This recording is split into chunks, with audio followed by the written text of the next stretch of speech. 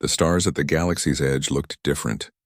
Captain Elena Vasquez pressed her face against the observation deck window of the Terran exploration vessel Prometheus and watched the sparse dots of light scattered across the cosmic void. Behind them, the bright spiral arms of the Milky Way stretched out like glowing rivers. Ahead lay only darkness and the unknown. "Captain, we're approaching the coordinates," called out Lieutenant Commander James Park from the navigation station.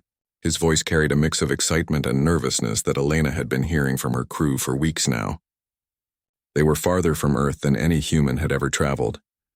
Elena walked back to the bridge, her boots clicking against the metal floor. The Prometheus was humanity's most advanced ship, built specifically for this mission to explore beyond the galactic rim. For 3 years, they had been traveling toward a mysterious energy signature, detected by deep space telescopes. Whatever was out there had been sending out regular pulses for centuries, but the signals stopped just as Earth's technology became advanced enough to notice them. "Sensor readings, Dr. Chen?" Elena asked, turning to the ship's xenoarchaeologist. Dr. Sarah Chen was hunched over her console, her dark hair falling across her face as she studied the data streams. "It's definitely artificial, Captain," Sarah replied without looking up. "The energy signature is coming from a rogue planet. No star system, just a cold world drifting alone in the void. But there's something massive on the surface, something that shouldn't exist." Elena felt her heart rate increase. After months of speculation and preparation, they were finally close to answers. "How massive are we talking?" "The structure is roughly 12 kilometers tall and 8 kilometers wide at the base. It appears to be made of some kind of crystalline material that we've never seen before. The energy readings suggest it's still active, even after what could be millions of years." The bridge fell silent except for the soft humming of the ship's systems.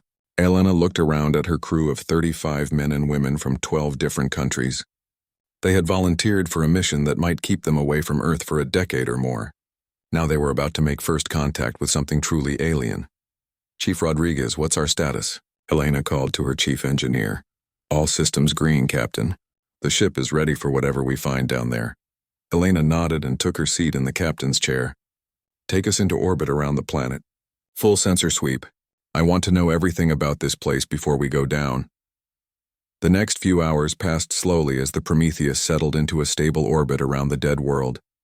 The planet was slightly larger than Earth, but completely frozen. No atmosphere, no signs of life. Just endless ice plains broken by mountain ranges that looked like jagged teeth against the starless sky. But the structure that dominated the southern hemisphere was impossible to ignore. It rose from the ice like a mountain made of glass, its crystalline surfaces reflecting the ship's lights in patterns that seemed almost purposeful. Strange symbols covered its exterior, glowing faintly with an inner light that pulsed in regular intervals. "Captain," Sarah called out, her voice tight with excitement, "I'm detecting multiple chambers inside the structure.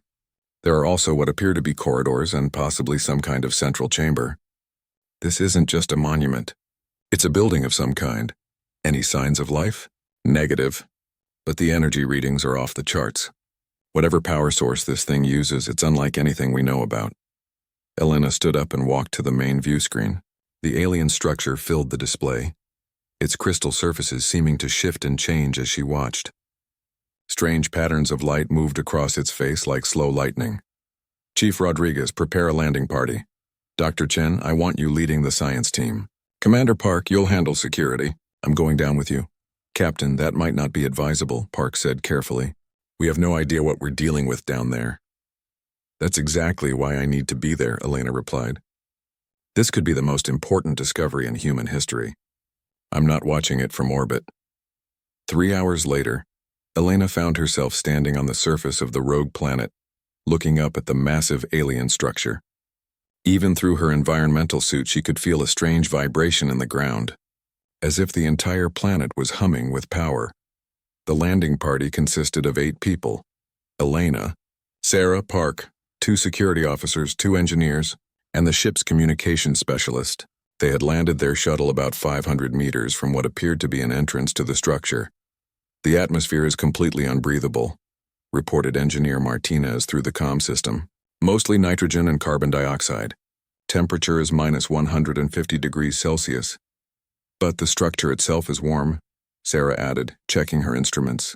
The surface temperature near the base is actually above freezing. It's generating its own heat. They walked across the ice field toward the alien building. As they got closer, Elena could see that the strange symbols covering its surface were not just decorations. They seemed to be some kind of writing, possibly even a form of data storage. "Captain, look at this," Sarah called out as they reached the base of the structure. She was standing near what was clearly a doorway, though it was designed for beings much taller than humans. The entrance was at least 4 meters high and perfectly smooth. "Can we get inside?" Elena asked. "I think so. There appears to be some kind of activation mechanism." Sarah pointed to a series of crystalline panels beside the entrance. "The symbols here are different from the others. They're arranged in a pattern that suggests interaction." Elena looked at the alien writing, her mind racing. They were about to step inside a structure built by an unknown species millions of years ago. Anything could be waiting for them. "Do it," she said finally. Sarah placed her gloved hand against the largest crystal panel. For a moment, nothing happened. Then the entire entrance began to glow with a soft blue light. The crystal wall simply dissolved, revealing a corridor that stretched into the heart of the structure. The interior was even more impressive than the outside. The walls, floor, and ceiling were all made of the same crystalline material, but here it was perfectly transparent. Looking up, Elena could see through multiple levels to chambers and passages that seemed to go on forever. The air inside was breathable, though they kept their suits on as a precaution. "My God," whispered Engineer Martinez. "This place is bigger than some cities." They followed the main corridor deeper into the structure. Emergency lighting from their suits reflected off the crystal walls, creating rainbow patterns that danced around them as they walked. The humming sound was louder here, coming from everywhere and nowhere at once. After 20 minutes of walking, they reached a vast central chamber. The room was circular and at least 200 meters across. In the center stood a pillar of pure crystal that reached all the way to the ceiling, which was so high it disappeared into darkness above them. "Captain," said Communications Specialist Williams, "I'm detecting massive data streams coming from that central pillar. It's like the entire structure is one giant computer." Elena approached the pillar carefully. As she got closer, she could see that it was filled with moving lights, like information flowing through fiber optic cables. The patterns were beautiful and hypnotic. "Can we interface with it?" she asked. Sarah was already setting up her portable computer system. "I'm going to try a basic connection protocol. If this is some kind of data storage system, maybe we can access it." Elena watched as Sarah connected her equipment to a small crystal node at the base of the pillar. For several minutes, nothing happened. Then suddenly, the entire chamber exploded with light. The crystal pillar blazed like a star, and every surface in the room began displaying symbols and images. Elena could see star maps, technical diagrams, and what looked like historical records from dozens of different alien civilizations. "Sarah, what did you do?" Elena shouted over the sudden noise of machinery coming to life all around them. "I don't know. I just established a basic data connection and it started activating everything." The displays on the walls changed, showing what was clearly a map of the galaxy. But this wasn't just any map. It showed the locations of thousands of different star systems, each marked with different symbols. Earth's system was clearly marked with a symbol that pulsed red. Then something happened that made Elena's blood run cold. A new display appeared showing real-time star charts. She could see their exact location at the galaxy's edge, and from their position a signal was being transmitted. The beam was heading straight into the heart of the galaxy, carrying information about humanity's location, technology level, and biological characteristics. "Captain," Williams said, his voice shaking, "that signal is being broadcast on multiple frequencies. Every advanced civilization in the galaxy is going to receive it." Elena stared at the displays as more information flowed across them. The archive was showing her the history of 12 different species, all with similar characteristics to humans. Each had discovered this same structure. Each had activated it, and according to the records, each had been extinct within a few hundred years of their discovery. "We need to leave. Now," Elena ordered. But as they turned to go, the entrance to the chamber sealed itself with a wall of... The Galactic Confederation Council had not held an emergency session in over 3,000 years. Ambassador Zeth Ka of the Vorthak stood before the massive circular chamber, his crystalline body refracting the light from 100 different species' visual systems. The chamber itself was a marvel of cooperation, designed to accommodate beings from gas giants, water worlds, and everything in between. Around him, representatives from the galaxy's most powerful civilizations shifted nervously in their specially designed seats and environment pods. The hegemony of Kresh had sent their war leader, General Vex Thul, whose 6 arms remained crossed in a gesture that needed no translation. The aquatic Solan delegation floated in their water-filled sphere, their tentacles moving in patterns that suggested deep concern. Even the usually calm ethereal collective had manifested their energy forms into something resembling agitation. The signal was received across 47 sectors, Zethka announced, his voice carrying through translation systems into hundreds of different languages and communication methods. The source has been confirmed as the Archive of Warnings on the Dead World designated KR7739. The archive has activated for the 13th time in galactic history. A wave of electronic sounds, chemical releases, and bioluminescent flashes swept through the chamber, as species-specific expressions of alarm rippled across the assembled delegates. Everyone knew what the Archive of Warnings meant, even if many had hoped never to see it activated again. The new species calls itself humanity. Zethka continued, activating the chamber's central display. 3-dimensional images of humans appeared, rotating slowly for all to see. They appear to have originated from a small planet in the Orion Arm, approximately 26,000 light-years from the galactic center. Their technological development follows familiar patterns. General Vex Thul's translator crackled to life. Familiar how, Crystal Singer? Speak plainly. Zethka's body dimmed slightly, a sign of discomfort among his species. They show the signs of an inheritor species. Rapid adaptation, intuitive understanding of complex physics despite limited technology, and most concerning of all, initial reports suggest they may have latent quantum manipulation abilities. The chamber erupted into chaos. The Kresh delegation began broadcasting their war calls, while the Solan representatives released clouds of bioluminescent alarm pheromones into their water sphere. The energy collective's forms pulsed with colors that hurt to look at directly. Order. Zethka's voice cut through the noise like a blade. We must examine the facts before we act. The archive has provided us with detailed information about this species. The display changed, showing Earth and its solar system. Even from this distance, the signs were unmistakable to those who knew what to look for. The planet showed evidence of rapid technological advancement, global civilization despite biological diversity, and most telling of all, signs of recent space exploration that far exceeded what should have been possible given their apparent technology level. Their development timeline is accelerated, reported senior analyst Vorthak Prime, another crystalline being whose body was almost transparent with age. They achieved spaceflight, global communication, and atomic theory within the same century. Most species require millennia to develop such technology safely. Because most species are not inheritors, General Vex Thul growled. The pattern is unmistakable. High intelligence, rapid adaptation, and dangerous instability. The last inheritor species nearly destroyed 3 sectors before we could contain them. Ambassador Yeth of the Peaceful Systems Alliance, a tall, slender being with 4 arms and skin that shifted colors with her emotions, stepped forward. Perhaps we should not assume the worst. The archive shows that not all inheritor species were hostile. Some simply left the galaxy to explore beyond our borders. And some, Vex Thul's translator made his voice sound even more threatening, destroyed everything around them before burning themselves out. The Veiltar extinction took 4 billion years of evolution with it. The synthesis wars left entire sectors uninhabitable. Shall I continue? Zethka dimmed his crystalline form again. The historical records are clear. 12 previous species have triggered the archive. 7 left the galaxy after brief contact with other species. 3 attempted to help the galactic community and caused massive instability. 2 actively tried to conquer or reshape all life in the galaxy. And what happened to all of them? Asked a delegate from the Hive Minds Collective. Their question transmitted as a burst of electromagnetic patterns.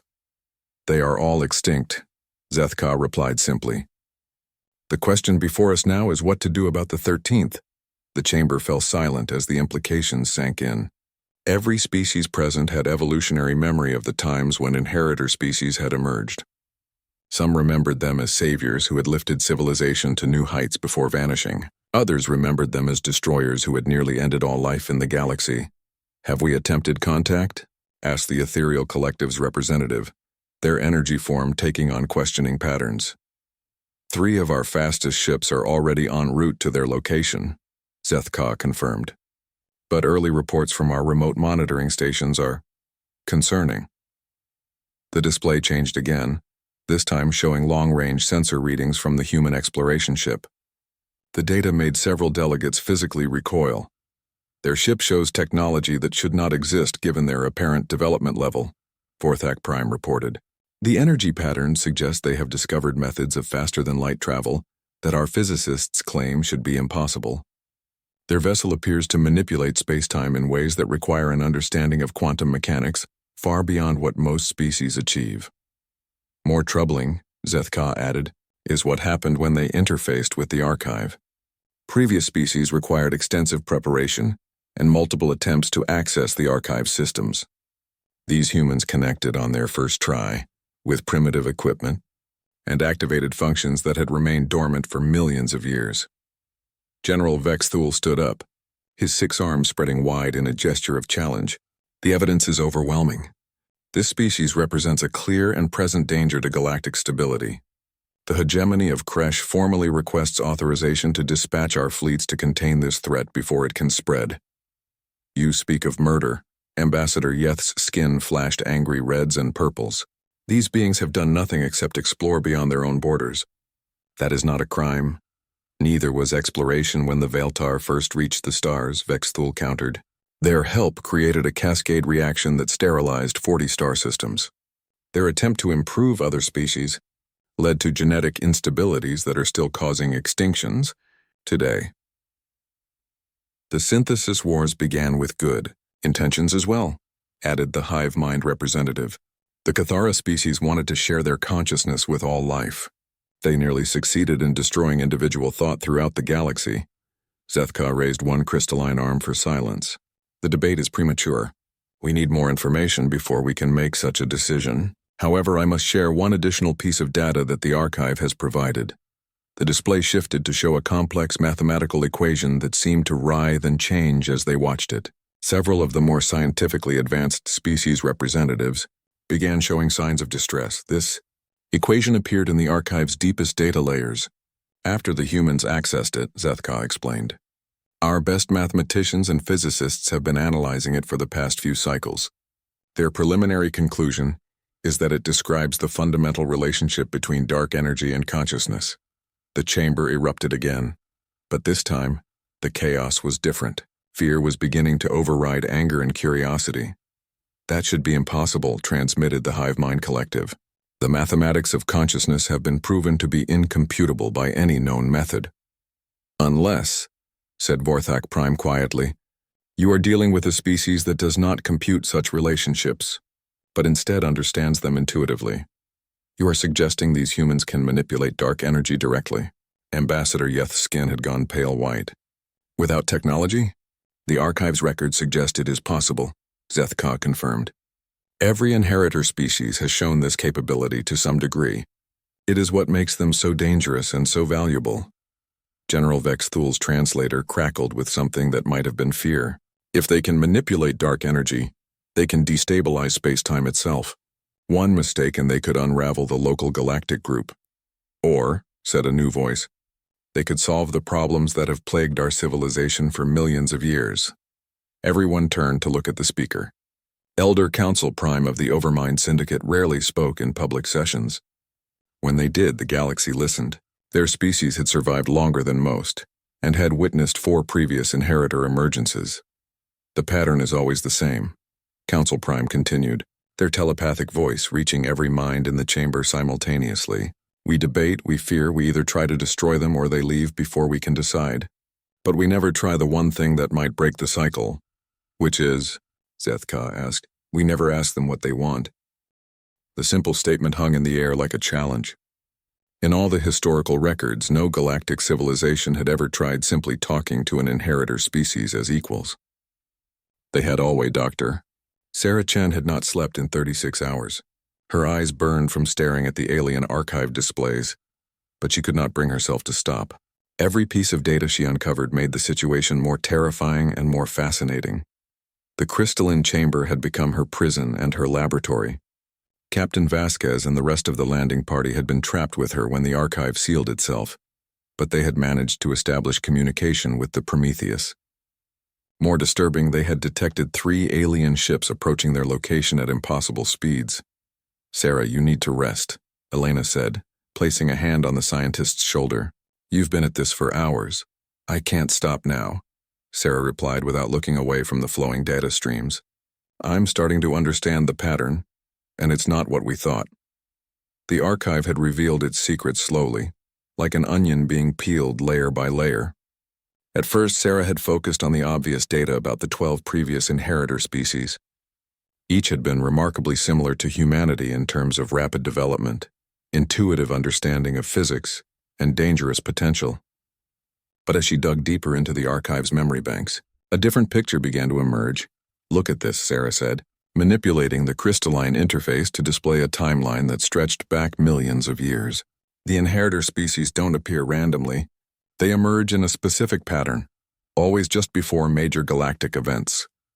Elena studied the display, trying to make sense of the alien symbols and mathematical notations.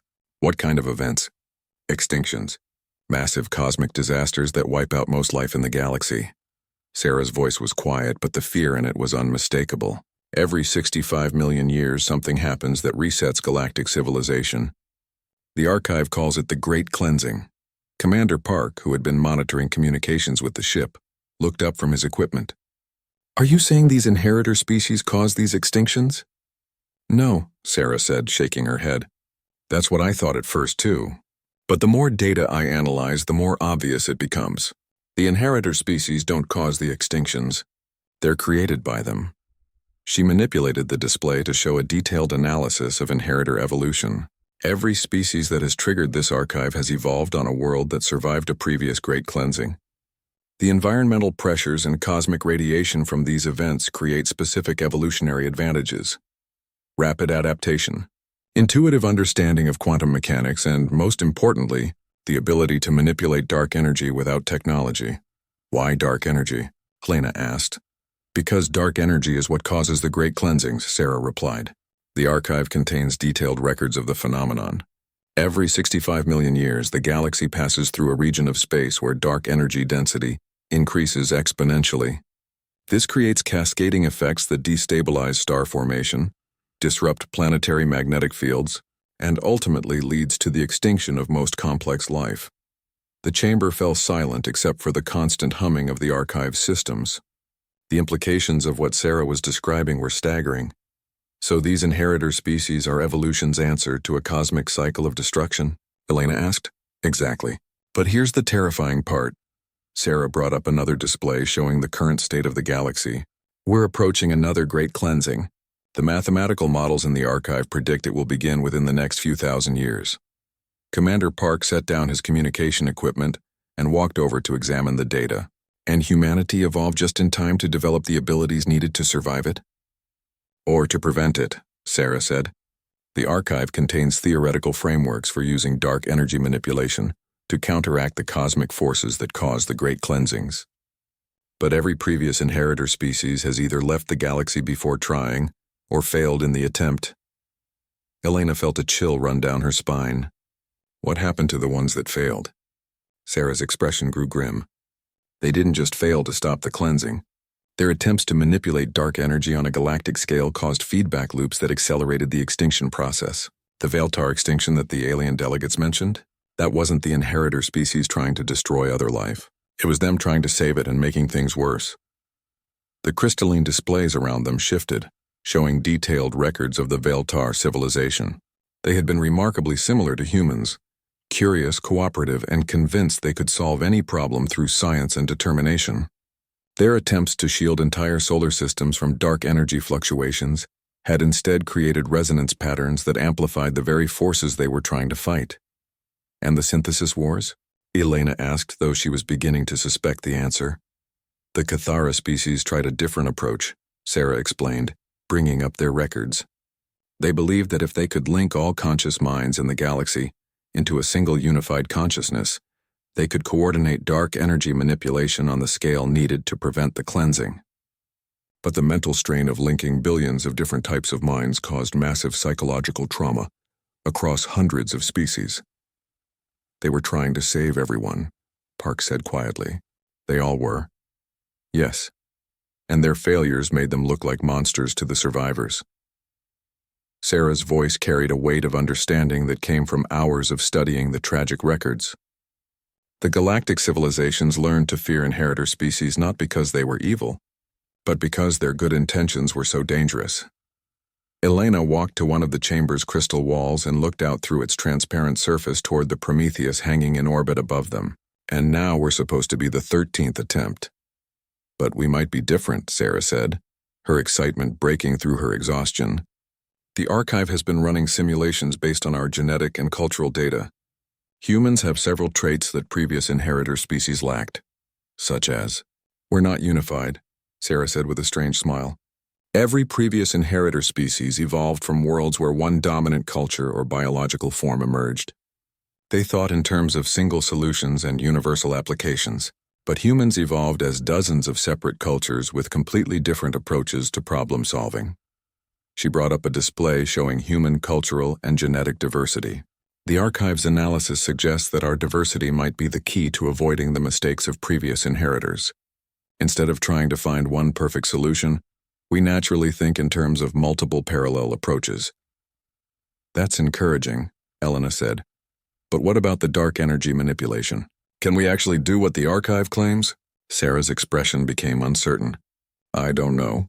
The archive says the capability is latent in our species, but it requires specific conditions to activate: extreme stress, proximity to dark energy sources, and apparently, contact with the archive itself. As if responding to her words, the crystal pillar in the center of the chamber began to pulse more rapidly. The displays around them shifted to show new information, and Sarah gasped as she read the incoming data. What is it? Elena asked. The 3 alien ships that are approaching us, Sarah said, her voice tight with worry. The archive has been analyzing their energy signatures. 2 of them are planning to establish communication, but the 3rd ship belongs to something called the Hegemony of Kresh, and their weapon systems are charging. Commander Park immediately activated his communication equipment. Prometheus, this is landing party. We have hostile contact approaching. 3 alien vessels, 1 showing aggressive intent. Captain Vasquez's voice crackled back through the comm system. We see them, Commander. 2 ships are maintaining distance and broadcasting what appears to be greeting protocols. The 3rd is closing fast, and we're detecting massive energy buildups. Elena made a decision that would change the course of human history. Sarah, is there any way to use this archive to communicate with the approaching ships? I think so, Sarah replied, her hands already moving across the crystalline interface.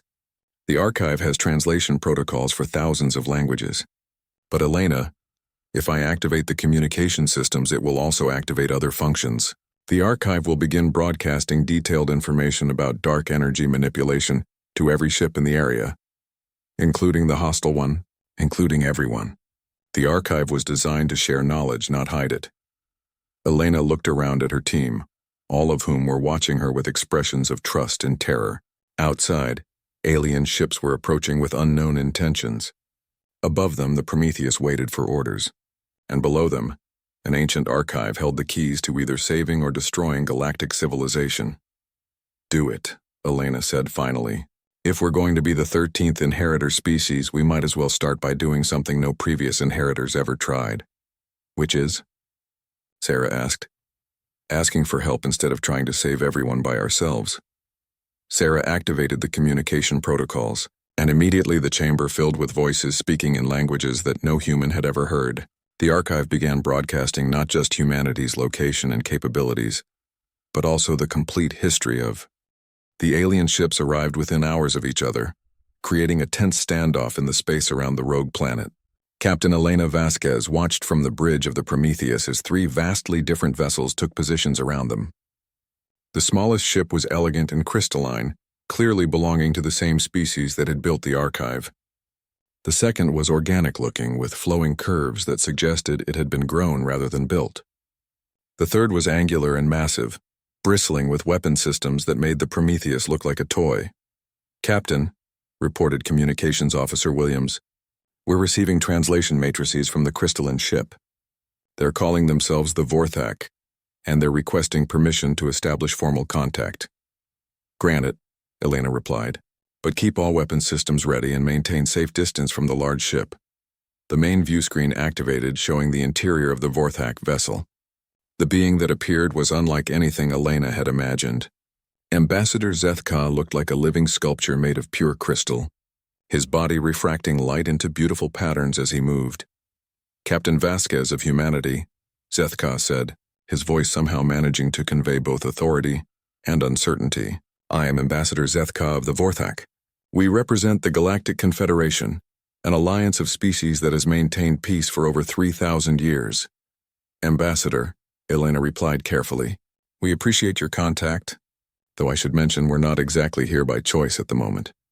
She gestured toward the archive readings that still showed her landing party trapped below. We are aware of your situation, Zethka acknowledged. The archive has been broadcasting continuously since your people accessed it. The information you have shared has caused considerable debate throughout the galaxy.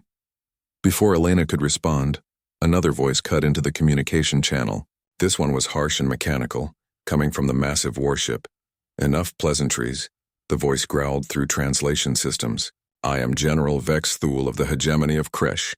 Human vessel, you will surrender immediately and submit to containment protocols. Your species represents a clear threat to galactic stability. Elena felt her jaw tighten. General, we have made no hostile moves and have shared our discoveries openly. What exactly do you consider threatening about that? Your very existence is a threat, Vex Thule replied. You are an inheritor species. History shows that such species inevitably cause massive destruction, whether through malice or misguided attempts to help. The hegemony will not allow another Veiltar extinction or synthesis war. The third ship, the organic-looking vessel, finally joined the conversation. The being who appeared on screen was tall and slender, with 4 arms and skin that shifted through different colors as she spoke. I am Ambassador Yeth of the Peaceful Systems Alliance, she said, her skin showing calming blue and green patterns. General Vex Thule, your approach is both premature and counterproductive. These humans have done something no previous inheritor species has attempted, which is, Vex Thule demanded. They shared their discovery instead of trying to handle it alone. Yeth replied. The archive broadcasts show that they immediately transmitted all information about the great cleansing cycles and the failures of previous inheritors. This suggests a fundamentally different mindset. Elena seized the opportunity. Ambassador Yeth is correct. We've learned about the pattern of cosmic extinctions and the role our species is apparently meant to play, but we have no intention of repeating the mistakes of those who came before us. Intentions mean nothing, Vex Thule interrupted. The Cathara species had good intentions when they tried to link all galactic minds. The Veiltar meant well when they attempted to shield entire systems from dark energy. Good intentions combined with inheritor capabilities create galaxy-ending disasters. Then what do you propose? Elena asked. That we simply accept extinction as inevitable? Better one species than billions, the Kresh general replied bluntly. Zethka's crystalline form dimmed with what Elena was learning to recognize as distress. The situation is more complex than General Vex Thule suggests. The archive has revealed new information that changes our understanding of the cycles. Explain, Elena said. The great cleansings are not random cosmic events, Zethka began. They are the result of a breakdown in the fundamental fabric of space-time itself. Dark energy accumulates in specific regions of the galaxy, creating instabilities that eventually cascade into extinction-level events. The archive's projections show that the next cleansing will begin within 3,000 of your years. Elena felt the weight of cosmic responsibility settling on her shoulders. And inheritor species are evolution's attempt to produce beings capable of preventing these cleansings. Or at least surviving them, Ambassador Yeth confirmed. The ability to manipulate dark energy directly could theoretically allow for the stabilization of space-time on a galactic scale. But every previous attempt has failed catastrophically. Because they tried to do it alone, Elena said, beginning to understand. But what if we don't try to do it alone? General Vex Thule's translator crackled with what might have been laughter. You propose what? Cooperation? Previous inheritors tried that as well. The results were worse than solo attempts. Elena was quiet for a moment, thinking about everything they had learned. Then she made a decision that surprised even herself. What if we don't try to prevent the cleansing at all? The silence that followed was deafening.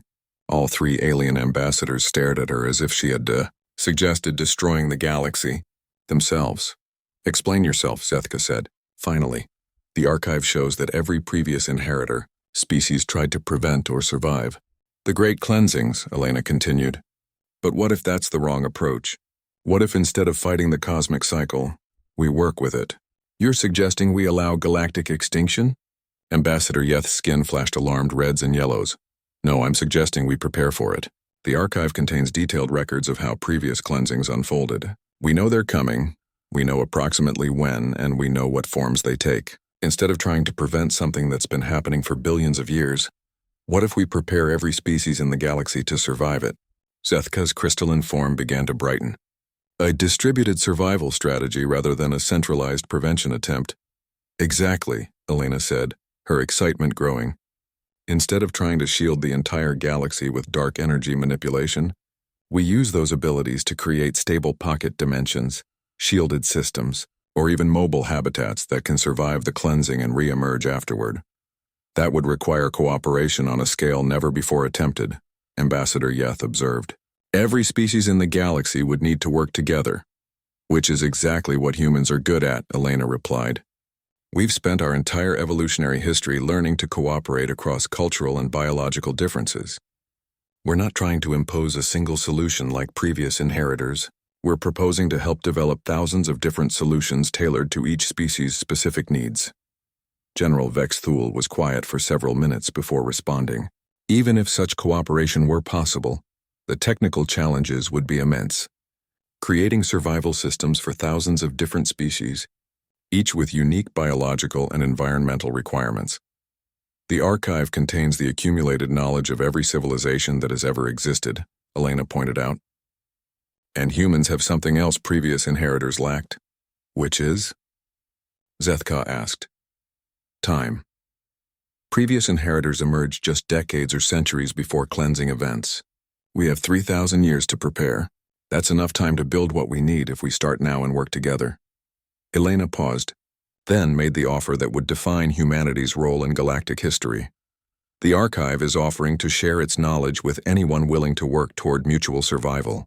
We're not asking any species to trust us blindly or to follow our lead without question. We're asking for partners in the largest cooperative project in galactic history. And if we refuse, General Vex Thule asked. Then we wish you well and hope you find your own path to survival, Elena replied. We won't force anyone to participate, and we won't try to save anyone who doesn't want to be saved. We learned from the mistakes of previous inheritors. The three alien ships hung in space for hours as communications flew back and forth between them and their home governments. Elena knew that humanity's future was being decided by beings they had never met, based on fears rooted in millions of years of tragic history. Finally, Zethka reappeared on the view screen. The Galactic Confederation has reached a preliminary decision. We are willing to establish formal diplomatic relations and begin discussions about your survival proposal. However, there will be conditions, such as, Elena asked, monitoring stations will be established in your home system. Human dark energy manipulation abilities will be studied and documented, and any sign of the destabilization patterns that preceded previous inheritor failures will result in immediate intervention. Elena nodded. Acceptable. What about the Peaceful Systems Alliance? Ambassador Yeth's skin showed hopeful green patterns. We are already preparing our first diplomatic mission to your Earth. The Alliance Council believes your approach may be the first viable solution to the cleansing cycles. All eyes turned to General Vex Thule. The Kresh warship hung in space like a waiting predator. 3,000 years had passed since Captain Elena Vasquez first activated the ancient archive. Now her descendant, Director Sarah Vasquez-Chen, stood in the same crystalline chamber on the rogue planet, watching as readings that had been stable for millennia suddenly began to spike into dangerous territory. The Great Cleansing had begun ahead of schedule. Director, we're detecting massive dark energy fluctuations in the Perseus arm, reported Commander Zethka 7th, descendant of the original Vorthak ambassador. His crystalline body flickered with stress patterns as data flowed through the archive's displays around them. The cascade is beginning 200 years earlier. than our most aggressive projections, Sarah nodded grimly as she watched the displays showing the leading edge of the cosmic disaster sweeping toward populated systems. Stars were going out as space-time itself became unstable, and entire civilizations had less than a century to implement survival plans that had taken 3 millennia to develop. Status report on the preservation fleet? She asked. 4,700 vessels are ready for immediate deployment, replied Admiral Yeth Prime of the Alliance, her descendant's skin showing the same color-shifting patterns of stress and determination that her ancestor had displayed. Each ship carries complete survival ecosystems for between 50 and 500 different species. The mobile habitats are fully operational, and the pocket dimension generators, online and tested, confirmed General Thulkes of the reformed Kresh hegemony. The warlike species had eventually joined the project after witnessing the success of early cooperative efforts. We have successfully created over 12,000 stable pocket dimensions in uninhabited systems. Each can support complex life for up to 50,000 years if necessary. Sarah looked around the chamber at representatives from over 800 different species, all working together in a way that would have seemed impossible when humanity first made contact. The transformation hadn't been easy or quick, but it had been thorough. What about the volunteers for the Unity Project? She asked quietly. Commander Zeth Ka-7's crystalline form dimmed. 17 billion beings from 437 species have volunteered for consciousness merger. The quantum neural networks are prepared, but Director, we still don't know if it will work. The Unity Project was humanity's most radical proposal, born from decades of studying the failures of previous inheritor species. Instead of trying to coordinate dark energy manipulation across thousands of different minds, they had developed a way to temporarily merge consciousness itself, creating a unified galactic mind capable of acting with perfect coordination. The technology was based on human neural patterns, but modified to accommodate the vast diversity of galactic intelligence. Unlike the Cathara's attempt to permanently link all minds, the Unity Project was designed to be reversible and voluntary. Participants would retain their individual identities while sharing a collective consciousness during the critical period of dark energy manipulation. Any word from the evacuation fleets? Sarah asked. The last of the voluntary evacuees passed beyond the galactic rim 6 months ago, Admiral Yeth Prime reported. Approximately 40 billion beings chose to leave rather than risk the Unity Project or rely on the pocket dimensions. We've provided them with detailed star charts of nearby galaxies and complete technological databases. Sarah felt a weight of responsibility that she could barely comprehend. The survival of galactic civilization now depended on plans that had never been tested on the scale they would need. But unlike previous inheritor species, humanity had learned to share both the burden and the risk. Director, called out Dr. Kes-Vorthak, a hybrid consciousness that represented the growing number of beings who had chosen to permanently merge their species' capabilities. We're detecting the first signs of cascade resonance in the Orion arm. The cleansing will reach populated systems within 50 years. Begin implementation of Survival Protocol Alpha, Sarah ordered. All pocket dimension generators to full activation, preservation fleet to emergency deployment, and open channels to all Unity Project participants. The next few hours passed in controlled chaos as the largest cooperative effort in galactic history swung into action. Thousands of ships carrying complete ecosystems and representative populations from hundreds of species began moving toward the protective pocket dimensions. Others headed for specially prepared planets in distant regions that mathematical models suggested might survive the cleansing. But the most critical effort was taking place in the archive chamber itself. 17 billion minds began linking together through quantum neural networks that spanned the entire galaxy. The process was gradual and careful, nothing like the forced mental domination that the Cathara had attempted. Sarah was among the first to join the Unity consciousness, and the experience was unlike anything that previous inheritor species had achieved.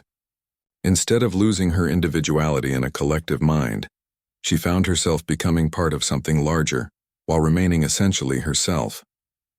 Human consciousness, with its natural capacity for cooperation and diversity, provided the framework that allowed billions of different types of minds to work together without losing their essential nature. As more minds joined the Unity, their collective understanding of dark energy manipulation grew exponentially. The Vorthak contributed their mathematical precision, The Kresh added their strategic thinking. The Alliance species provided their intuitive problem-solving abilities, and hundreds of other species each added their unique perspectives. We see it now. The Unity spoke with 17 billion voices that somehow harmonized perfectly. The pattern of the cleansing, the weak points where intervention is possible, the precise manipulations needed to create stable channels through the chaos. Through the merged consciousness, Sarah could perceive dark energy as directly as light or sound. She could see how it flowed through space-time, creating the instabilities that would cascade into galactic extinction. But more importantly, she could see how to guide those flows, redirecting them into harmless patterns that would dissipate safely into intergalactic space. The work began immediately. Across the galaxy, beings who had never met in person coordinated their efforts with perfect precision.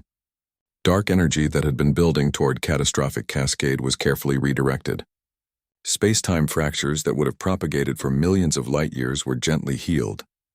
The advancing wave of destruction was not stopped, but it was transformed from a chaotic tsunami into a manageable tide. The process took decades of constant effort. The Unity consciousness worked around the clock, its members taking turns to rest while others maintained the delicate manipulations. Unlike previous inheritor attempts which had tried to prevent the cleansing entirely, humanity's approach accepted the cosmic cycle while minimizing its destructive effects. When it was over, the galaxy was changed but not destroyed. Approximately 30% of star systems had been affected by the cleansing, but the damage was far less than any previous cycle. More importantly, every affected system had been evacuated in advance, with their populations safely housed in pocket dimensions or relocated to distant regions. As the Unity consciousness began to separate back into individual minds, Sarah found herself crying with relief and exhaustion. They had done it. For the first time in cosmic history, a great cleansing had passed without causing mass extinction. Status report, she asked, weakly as her individual consciousness fully reasserted itself. All pocket dimensions stable, reported Commander Zethka. 7th. Evacuation fleets are reporting successful establishment of colonies in the Andromeda galaxy, and most remarkably the dark energy flows in our galaxy appear to have stabilized in a new configuration that should prevent another cleansing cycle for at least 50 million years. Sarah stared at the displays showing a galaxy that was damaged but alive, populated by thousands of species that had worked together to achieve the impossible. What happens now? Asked Admiral Yeth Prime. Now we begin the return journey, Sarah replied. We bring everyone home, we rebuild what was lost, and we prepare for whatever challenges come next. But most importantly, we remember that we did this together. As ships began emerging from pocket dimensions and evacuation fleets started their journey home from distant galaxies, a new message was added to the ancient archive. For the first time in cosmic history, it was a record of success rather than failure. The 13th inheritor species had broken the eternal cycle, not through individual brilliance or superior technology, but through the simple recognition that the greatest challenges require the combined efforts of everyone willing to help. Humanity had found its place in the galaxy not as saviors or conquerors, but as the species that taught others how to save themselves, and in doing so they had transformed the very meaning of what it meant to inherit the cosmos. The age of great cleansings was over. The age of great cooperation had begun. In the depths of space, the ancient archive continued its eternal vigil, but now its purpose had changed. Instead of warning of approaching doom, it served as a beacon of hope, broadcasting the story of how the galaxy learned to survive by learning to work together.